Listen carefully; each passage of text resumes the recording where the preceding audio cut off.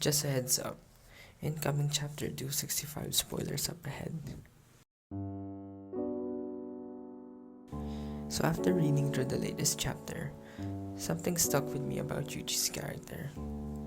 Throughout the entire series, he's always been regarded as the side character of his own show due to other characters like Gojo and Yuta constantly outshining him. But I think what separates him from the rest of the cast is his down-to-earth philosophy on living, which has changed significantly throughout the story.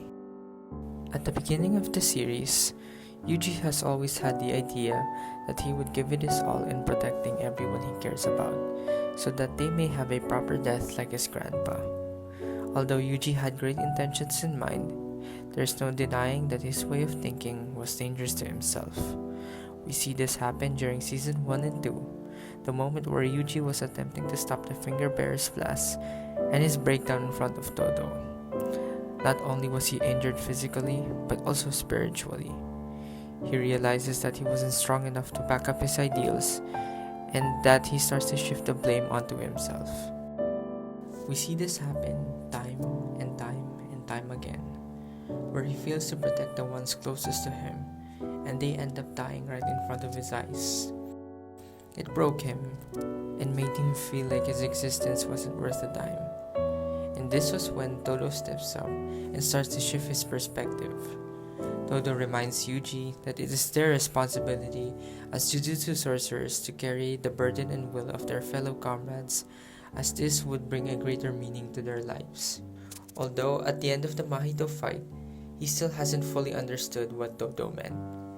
He felt as if his purpose was to be a cog in the machine, a soldier that would serve a purpose in a war much bigger than himself.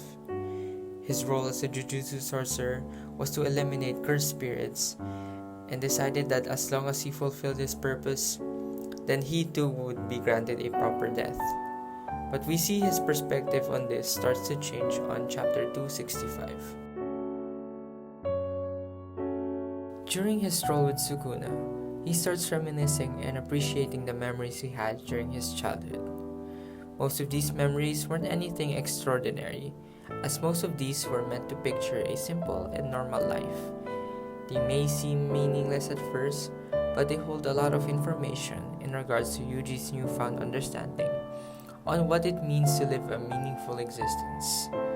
He shifts away from the idea that the manner in which you die is what you need in order to live a fulfilling life, when it's more than just that.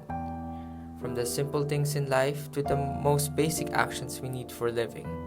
As long as you have made yourself known to others, whether it be in words or actions, the memories that exist within those actions is where the value of life can be found. As Yuji Itadori says, we are not tools born with a set role. All of us can do so much outside of our bubble. We just have to realize our own purpose, and that's what gives our lives meaning. I believe this clash of ideals with Yuji and Sukuna has been one of the most interesting moments I've seen from the story. Not only has it shown us Yuji Itadori's growth as a character, but also how self-contained Sukuna's ideals really are. He is only living for himself and doesn't care about others. Sure, we may have seen him care for the strongest, but ultimately, that's just for his own self-desires. For Yuji, he actively demonstrates what it truly means to live. And that is, what you leave behind is the very essence of yourself.